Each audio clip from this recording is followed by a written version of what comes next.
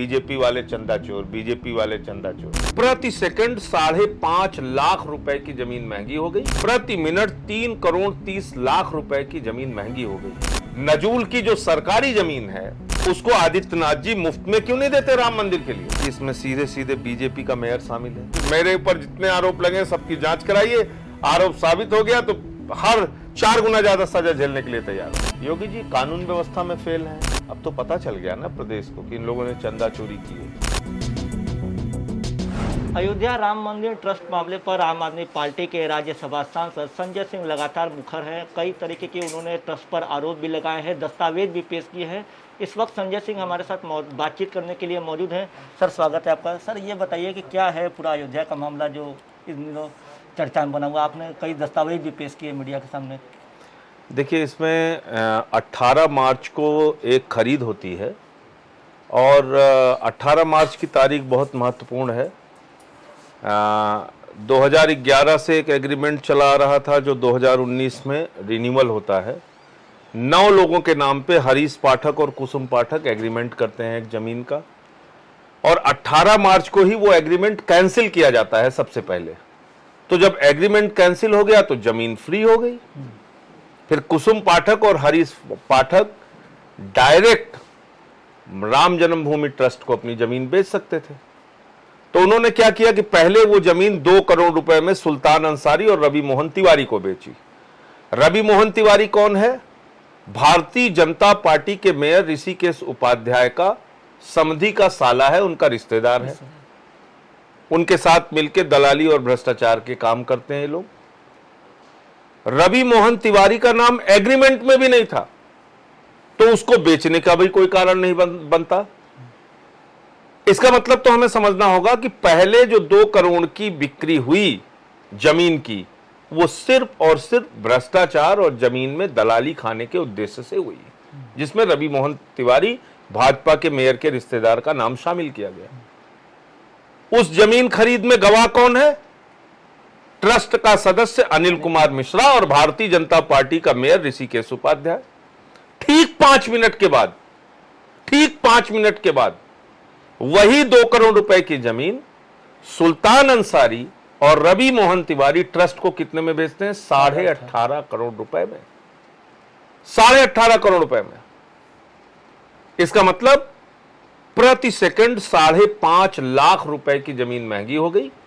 इसका मतलब प्रति मिनट 3 करोड़ 30 लाख रुपए की जमीन महंगी हो गई।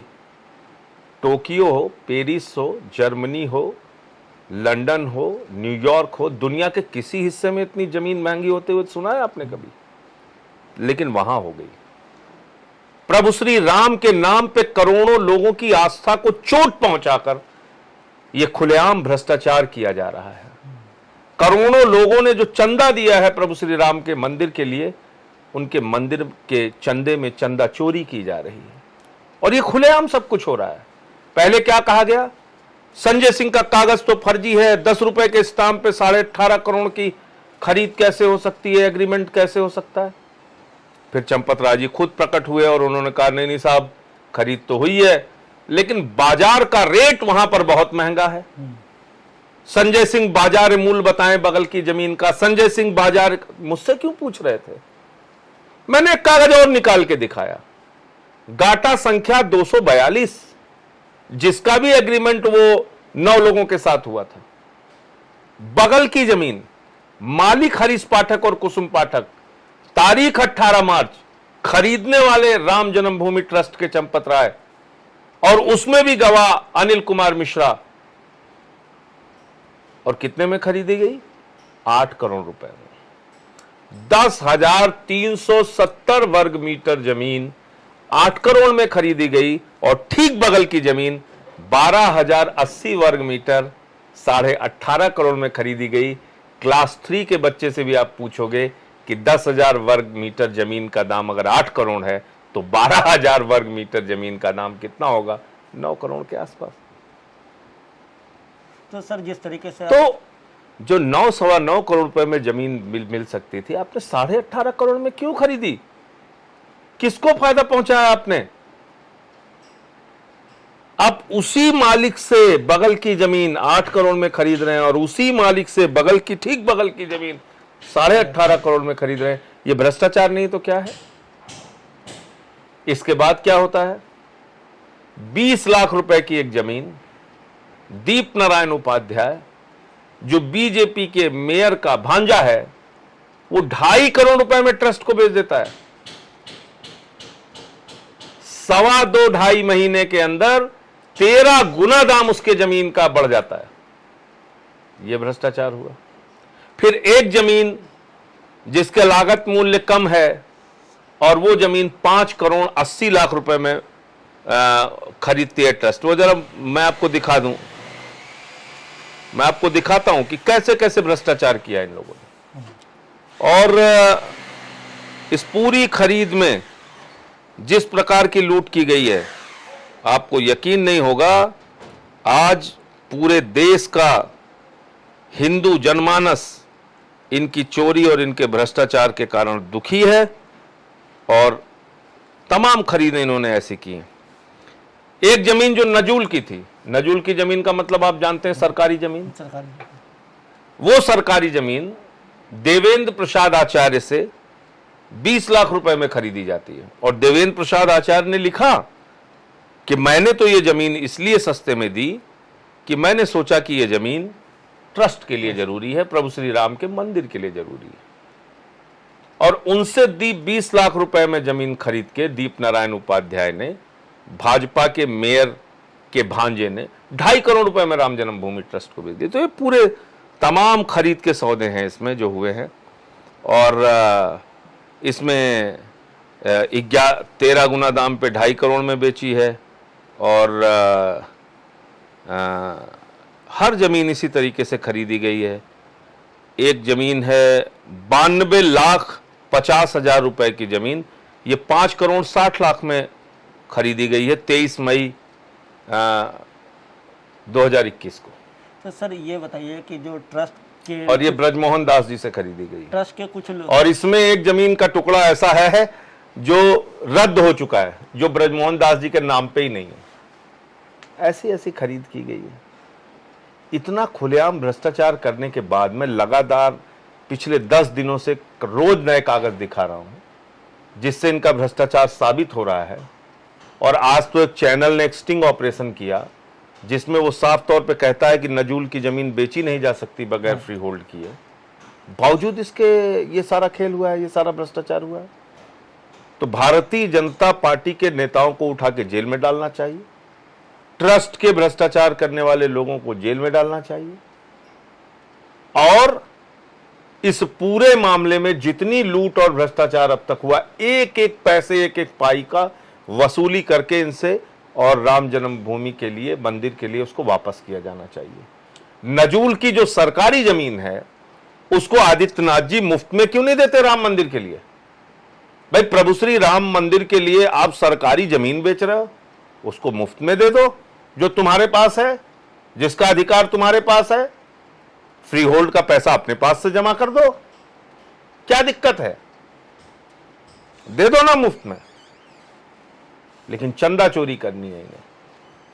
तो ये पूरा प्रकरण था जो मैं कई दिनों से इस पे बोल रहा हूं। सर क्या लग रहा है कि जिस तरीके से ट्रस्ट के कुछ लोगों पे आरोप लगा रहे हैं आप, या जो उन पे सवालिया निशान खड़े हो रहे हैं, तो क्या लगता है कि इसके बैकडोर से और कौन कौन हो सकता है इस पूरे मामले में? देखिए, एक तो मैंने आपको साफ तौर पे बताया कि इसमें सीधे सीधे बीजेपी का मेयर शामिल है, उसका भांजा शामिल है, उसका एक और रिश्तेदार जिसका नाम रवि मोहन तिवारी है वो शामिल है, अनिल कुमार मिश्रा जो ट्रस्ट का सदस्य है वो शामिल है, चंपत राय जो इसके महासचिव हैं वो शामिल हैं। और ये मैं ऐसे हवा में नहीं कह रहा हूं, इसके तमाम प्रमाण और सबूत मैंने सामने रखे हैं।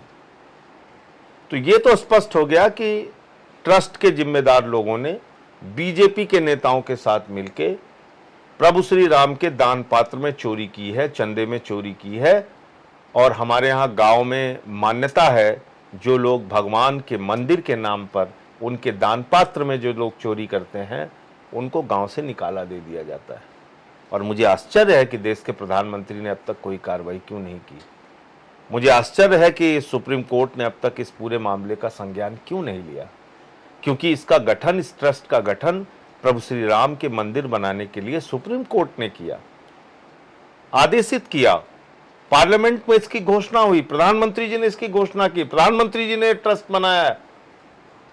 और ट्रस्ट के एक सदस्य धीरेन्द्र दास जी, महंत धीरेन्द्र दास जी, वो तो कह रहे हैं मुझे कुछ मालूम ही नहीं कि इसमें क्या चल रहा है, कहां कितनी खरीद हो रही है। इसके हिंदुओं की ओर से एक प्रमुख पक्षकार थे महंत धर्मदास जी। धर्मदास जी कह रहे हैं मुझे तो कुछ पता ही नहीं कि इसमें किस प्रकार की खरीद और भ्रष्टाचार कैसे कैसे किया जा रहा है। उन्होंने तो सुल्ताना डाकू के बाप की संज्ञा दे दी इन लोगों को। आप समझ सकते हैं कि किस तरह से संत महंत, आप सोच छोड़ दीजिए संजय सिंह को, आप मुझे बताइए कि क्या जीवन भर राम मंदिर की लड़ाई लड़ने वाले सुप्रीम कोर्ट में धर्मदास जी को उनको चुनाव लड़ना है क्या? रामलला के मुख्य पुजारी आचार्य सत्येंद्र दास जी को उनको चुनाव लड़ना है क्या? हनुमानगढ़ी के मुख्य पुजारी को चुनाव लड़ना है क्या? स्वामी दिलीप दास जी को चुनाव लड़ना है क्या? आप बताइए मुझे। जगत गुरु शंकराचार्य स्वामी स्वरूपानंद सरस्वती जी को क्या उनको चुनाव लड़ना है क्या? स्वामी अवमुक्तेश्वरानंद जी को चुनाव लड़ना है क्या? ट्रस्ट के एक सम्मानित सदस्य धीरेन्द्र दास जी को क्या उनको चुनाव लड़ना है?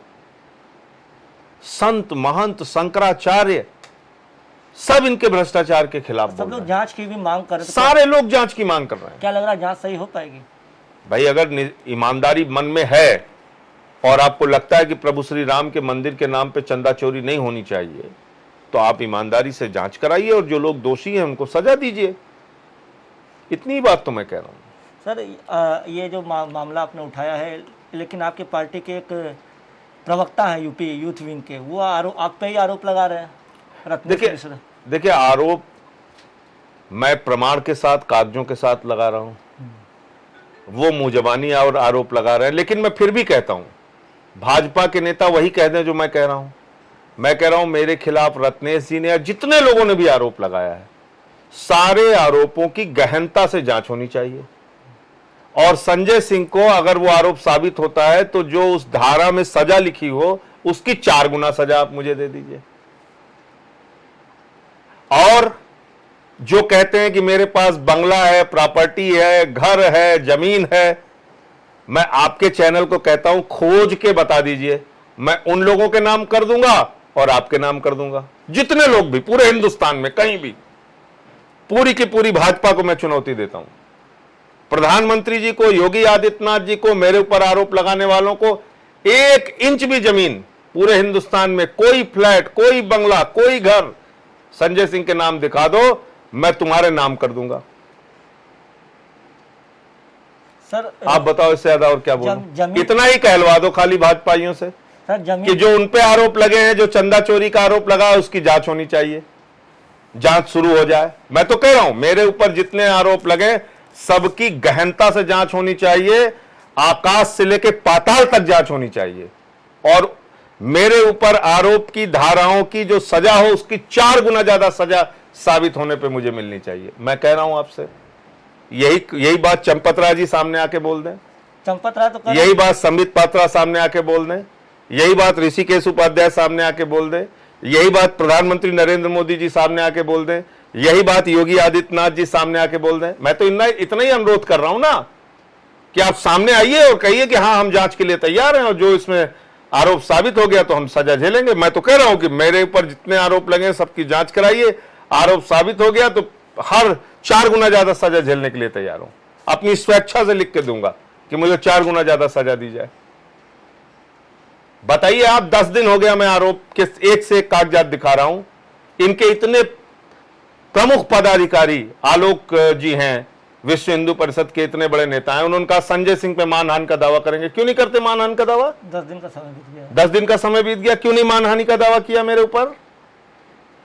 और मैं तो योगी जी से इतनी रिक्वेस्ट भी कर चुका कि भाई जो मानहानि का दावा हो कम से कम उसकी सुनवाई फास्ट ट्रैक कोर्ट में कर लेना।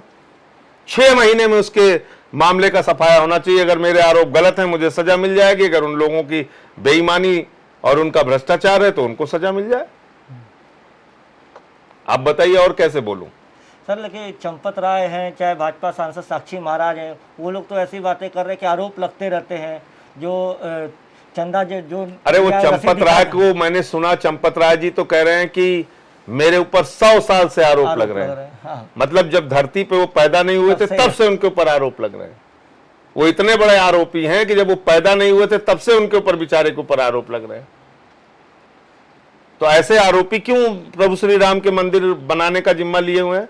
आप मुझे एक चीज साफ साफ बताइए, 1.5 साल के अंदर प्रभु श्री राम के मंदिर की नींव नहीं रखी जा सकी?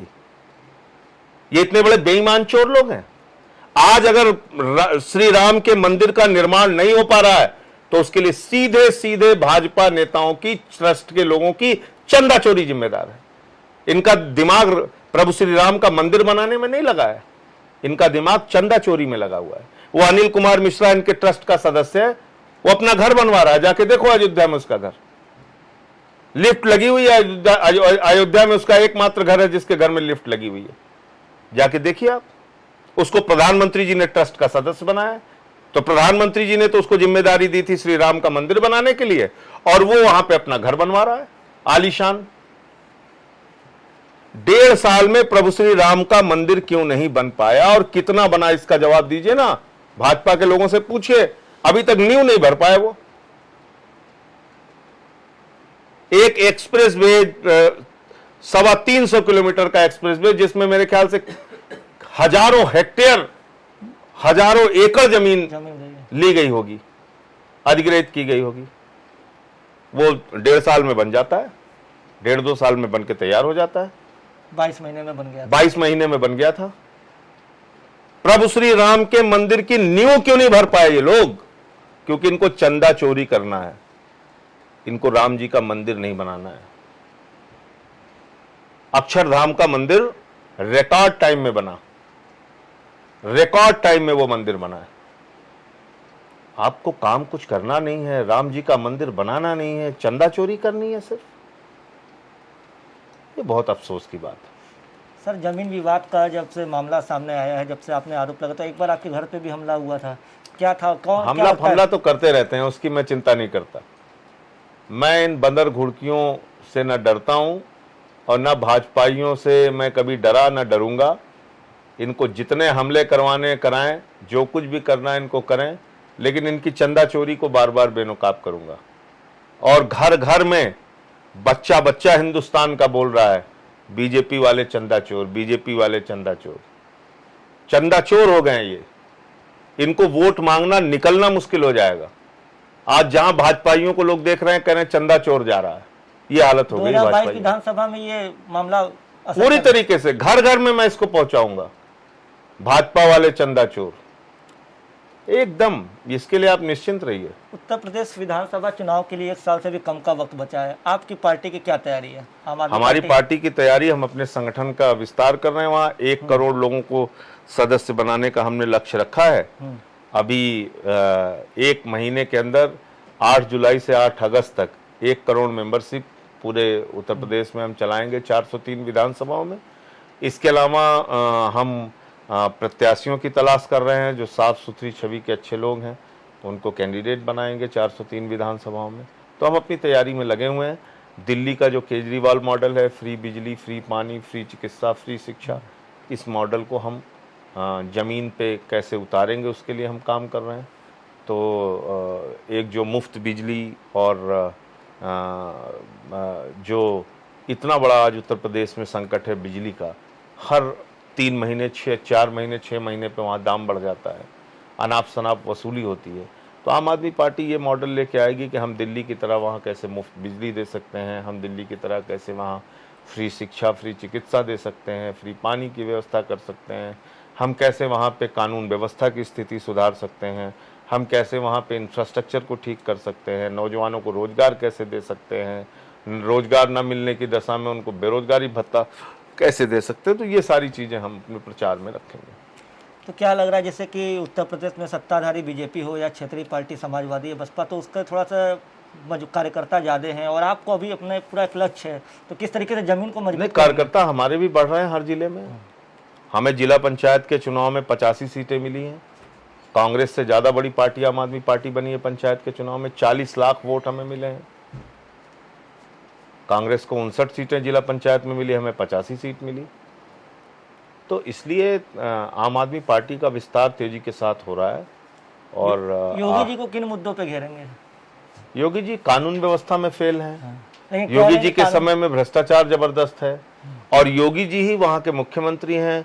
और जिस प्रभु श्री राम के नाम पे ये लोग घूम घूम के जनता का आशीर्वाद और वोट लेते हैं, आज पूरे उत्तर प्रदेश ने देख लिया, जो लोग राम के नहीं हुए वो हमारे आपके क्या होंगे। अब तो पता चल गया ना प्रदेश को कि इन लोगों ने चंदा चोरी की है, तो चंदा चोरों से सावधान, हर घर पे बोर्ड लगेगा, आप देख लीजिएगा। मतलब कड़ी चुनौती देगी आम आदमी पार्टी पूरी तरीके से। सर, एक अंतिम सवाल, एक रिपोर्ट आई है दिल्ली में ऑक्सीजन वाला जो मामला चल रहा है, उसमें बीजेपी ने भी आरोप लगाया है कि 4 गुना ज्यादा ऑक्सीजन की डिमांड कर दी। बीजेपी को चंदा चोरी से फुर्सत नहीं मिल रही है। ये बीजेपी वाले चंदा चोरी से ध्यान भटकाने के लिए इस तरह की उलझुल बातें करते हैं। अच्छा बताइए, अरविंद केजरीवाल जी ने क्या गुनाह कर दिया? वो अपने दिल्ली के 2 करोड़ लोगों के लिए दिन रात मेहनत करके चिल्ला के क्या मांग रहे थे? दिल्ली को सांसें दो, दिल्ली को ऑक्सीजन दो, दिल्ली के लोगों को हम मरने नहीं देंगे। भारतीय जनता पार्टी के लोग कह रहे हैं कि दिल्ली वालों को मरने दो, तुमने उनको ऑक्सीजन कैसे दे दिया? यह गुनाह है अरविंद केजरीवाल का।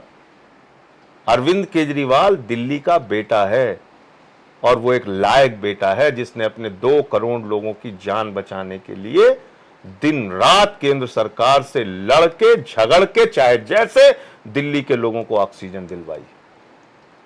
एक अस्पताल में दिन रात जग के वो इस बात का पता करते रहे कहीं किसी मरीज को ऑक्सीजन की कमी तो नहीं हो रही है, कहीं किसी अस्पताल में ऑक्सीजन की कमी तो नहीं पड़ गई।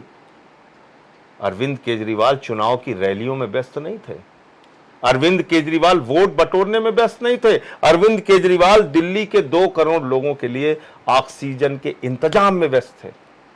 और भाजपा ही कह रहे हैं कि तुमने दिल्ली वालों के लिए सांसें कैसे मांग ली, उनको मरने क्यों नहीं दिया? यह अरविंद केजरीवाल का गुनाह है कि उन्होंने ऑक्सीजन के लिए लड़ाई लड़ी। ये कैसे बेशर्म लोग हैं? संबित पात्रा ने कहा कि 12 राज्य प्रभावित हो गए दिल्ली की एक्स्ट्रा डिमांड के चलते। दिल्ली को जितनी जरूरत थी उतनी ऑक्सीजन के लिए अरविंद केजरीवाल ने हां एक नहीं 1000 बार लड़ाई लड़ी, और भविष्य में भी उनको ऐसी लड़ाई लड़नी चाहिए। देश के हर राज्य को पर्याप्त ऑक्सीजन मुहैया कराना, यह जिम्मेदारी केंद्र सरकार की है। यह जिम्मेदारी नरेंद्र मोदी जी की है, जो चुनावी रैली में व्यस्त थे, जिनको सिर्फ पीछे तक भीड़ ही भीड़ नजर आ रही थी, लोग ही लोग नजर आ रहे थे। यह उनकी जिम्मेदारी थी। देश के किसी भी हिस्से में ऑक्सीजन की कमी नहीं होनी चाहिए थी। आप मुझे बताइए, जो प्राइवेट अस्पताल के लोग टीवी चैनल्स के सामने आके रो रहे थे, बिलख रहे थे, अरविंद केजरीवाल दिल्ली के मुख्यमंत्री रहते हुए घर में सो जाते? आप बताइए मुझे।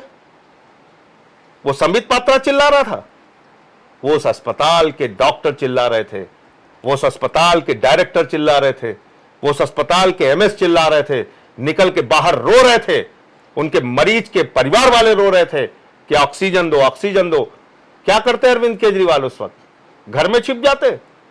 नहीं किया उन्होंने, बाहर निकल के बोले दिल्ली को ऑक्सीजन चाहिए, दिल्ली को ऑक्सीजन चाहिए, दिल्ली के लिए ऑक्सीजन लिया।